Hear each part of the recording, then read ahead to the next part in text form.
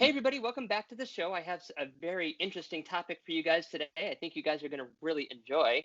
In 1907, a man named Leo Baekeland changed our world forever. Leo was a Belgian chemist who is best known for his invention of Velox Photographic Paper in 1893. In 1907, Leo is deemed the father of the plastics industry for his invention of Bakelite, an inexpensive, non-flammable, versatile plastic which started the modern plastic industry that we know today. Now there's an amazing documentary out called All Things Bakelite, The Age of Plastic. We have on the phone two men who brought this project to life. We have John Maher, the director of the movie, and executive producer Hugh Karraker,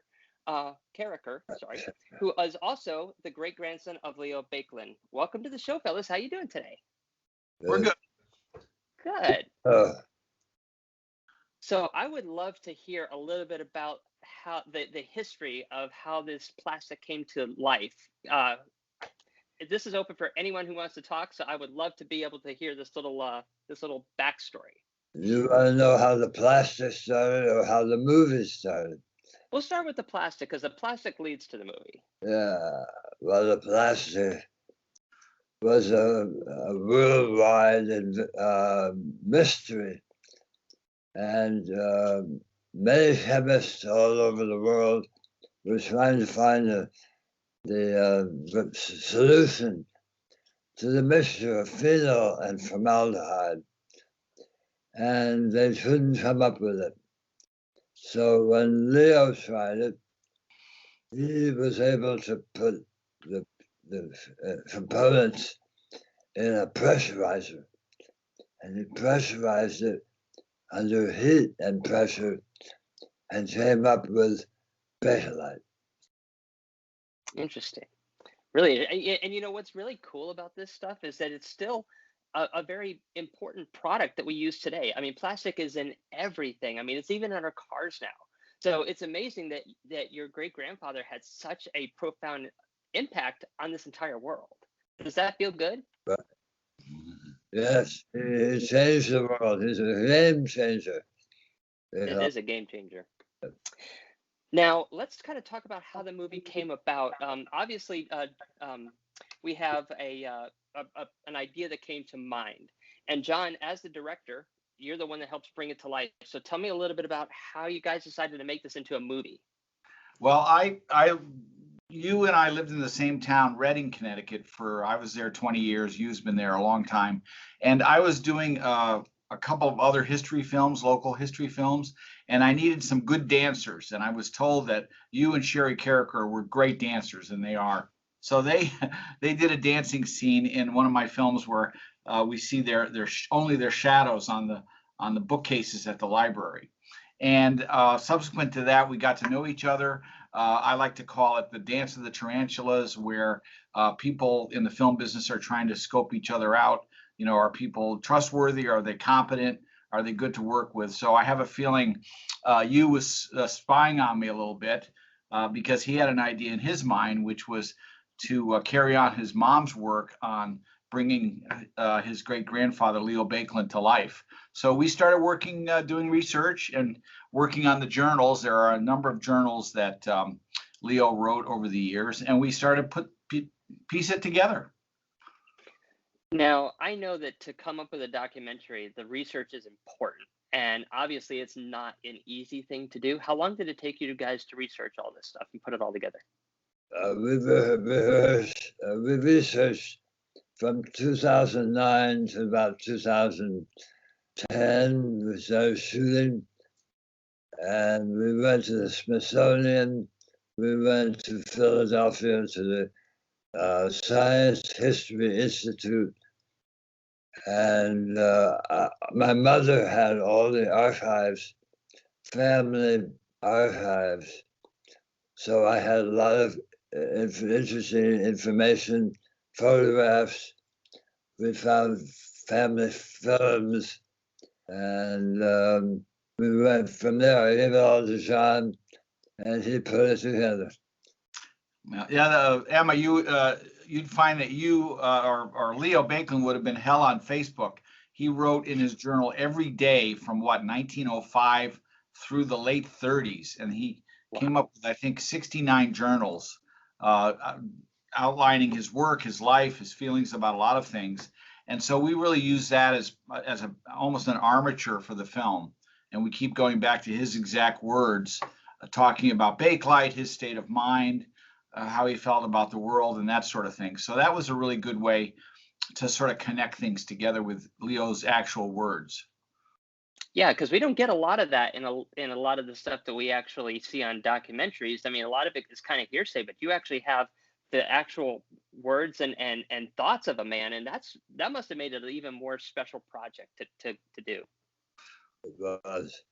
And Sean is a specialist at creating reenactments of scenes using actors and costumes and I kind of call it it's like radio on film, because I want to do very little, just something to give you the impression of what's going on without overwhelming the story, which is the actual words, the journal. So we do little vignettes that just kind of bring out what's happening at that moment, and then go back to either interviews, or we have some wonderful archival stuff. And we also have three I guess I'd call them fake music videos in the film that outline the three stages of plastic. That at least I saw. One of the things that, and you and I work very well together, but one of our tools was to think of plastic in three states. State one, when it was first invented, is plastic is great. Oh, wonderful. I wish everything was made of plastic, the lady sings in the movie. State two is kind of the 70s, the activism. Plastic is terrible. It kills the fish. It's in the trees, the whole thing. It's horrible, terrible thing. Now we're into what I would call state three, which is understanding that, it's neither good or bad. It's how we handle it. How we deal with plastic is what's important, and get control of it. Look at the COVID situation. We've been protected by plastic for this last 15 months in a lot of ways with the COVID problem. So I think we're getting to a point as a society, we're starting to come around to putting plastic in its rightful place, which is a great friend and ally to our civilization, but we got to control it. It's not the plastic's fault, it's our fault. Yeah, you're right. And it's just like somebody that has a diet. If you eat 5 eggs, a pound of bacon, and six slices of toast every single solitary day for breakfast, but you don't exercise, it's going to have an adverse effect on you. It's how you deal with things and how you proportion it. And at least with this stuff, it's recyclable, which is cool because you could turn it into other things.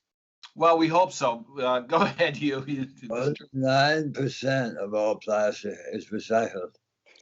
Okay. The rest is thrown away in landfills or burnt as fuel. Yeah. So we have to increase that percentage. Mm-hmm. And it's going to be a challenge to get everybody on board, and whether the individuals and the companies involved will want to make a sacrifice. Quite frankly, everyone does, to get this under control. Particularly, single-use plastic has to be somehow dealt with. Mm-hmm. I agree. I mean, it's something that we could, if we train our brains enough, we could actually take that extra step and throw it in a recycling bin, or take it to the store and stuff like that. And I think also, if they gave us some options for, I don't know, more money recycling it, I think people would do that. I mean, it takes pounds and pounds and pounds and pounds of it to make even a couple bucks. Right. So, I think if we have some other alternatives to make incentives for people, I think they'd be more than happy to do that. Well, how about refilling stuff? My wife is saying, go down to the basement and pull up like 15 jugs of empty containers of detergent. Yeah, and why don't we have refill stations at the supermarket where you bring in a really nice, classy, one-time container and you refill it, or you put that in and you get a fresh one. But the idea of not having to just throw away all this stuff all the time, we can't do it anymore. It's too crazy. We're going to be up to here in plastic. Well, we're already up to here. We're going to be up to here very soon. Man, she's got a great idea. I like that idea a lot. I really do. Now, when you're talking about the movie, obviously you're going to take some scenes and kind of bring it back to the period of time when he was working on it. How did you come up with stuff like that? How did you work those into the movie? And what were some of the challenges? Well, I have a lot of the instruments that he used back in the early days, and we used those in a makeshift laboratory. Yeah, we actually built a laboratory Yep. for the vignettes of one of my favorite parts of the film is where we see Leo's stubbornness and hanging with an idea and experimenting over and over again. And so we actually built a kind of a replica of what his lab may have looked like in Yonkers for these vignettes. And the nice thing is nobody can complain about the glassware, what they call the chemical glassware, because it's all the original stuff that he used that you still had. So we're actually working with the same Erlenmeyer flasks and pipettes that were used in 1905, 1906, leading to the creation of Bakelite in 1907. So that was kind of cool. Oh yeah, that brings definitely a personal touch to this that you wouldn't get in a normal documentary, because a lot of stuff's gone, from back in the day. Right. I love that. So tell me a little bit about some of the trials that you've had to go through with this. What were some of the things you had to overcome in order to get this movie produced? You want to tackle that? It's self-funded, so I had to come up with the money to pay all the for that whole movie.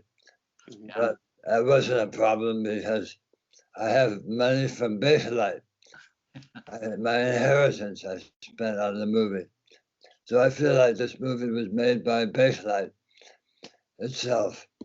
It was from a filmmaking challenge, and I think you will agree, it was very tough to come up with the animation we needed, because to try to explain this phenolic reaction and get a chemist, research chemist, to talk to an animator and have me in between saying, make it funny, make it interesting. That was a job, yeah. And we ran down a couple of dead ends before we found the right people to do our animation. So that was good. I'm trying to think out what else was really a challenge, other than just the typical dog work of film production. We traveled. We went out to Texas, Austin, Texas, to do a scene, and then we went to San Francisco. San Jose. San Jose. Yeah. To the IBM Research Center, where they're making new plastics that are biodegradable. Wow. We have a tremendous editor who's worked with me for many, many years, Craig Mkhitaryan, and all our music is original music by Martin Fiji. So I think that contributes a lot to a quality project. So what do you guys hope that people will take away after seeing this documentary? I hope they'll be inspired to find new ways to make plastic and to turn more people towards the field of chemistry. Yeah, and to be stubborn in your life, get in there and figure out what you need to do to make it work.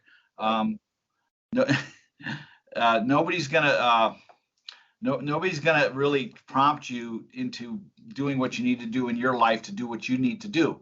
You got to do it. You got to walk that lonesome valley by yourself. Nobody else can walk it for you. You got to walk it by yourself. Yeah, that's the big thing, is I think and a lot of it is just stamina. I know that one of the ways I work when I have a crappy work to do in the morning, just root things, I will leave it ready on my desk the night before. So I wake up and I go down and go, oh my God, somebody started working on this. Oh, it was me last night, to give you the momentum to move forward. So you're not the problem with any kind of big project, particularly film, it's such an enormous amount of stuff that has to happen. It doesn't want to move until you start pushing that wheel and turning it. And then you start to turn it with the right people, it really can start to spin, but it really requires a lot of energy to get it going. And John is a man to do it. No, I love telling stories on film. It's really, for me, it's a privilege and honor, and I try to do my best job all the time with it, because this is my work, I think. Yeah, of course. So obviously when this thing started, you had an idea, and that idea turned into the fruition of this movie. So when you first got it and you first started working on it to the end,